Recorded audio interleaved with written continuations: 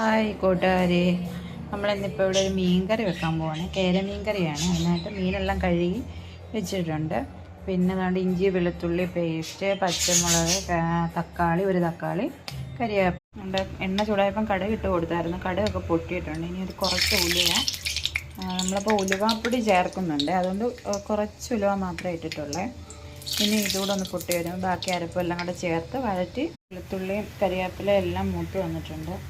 ഇനി നമുക്ക് പച്ചമുളകും തക്കാളിക്കായും ആഡ് ചെയ്ത് കൊടുക്കാം.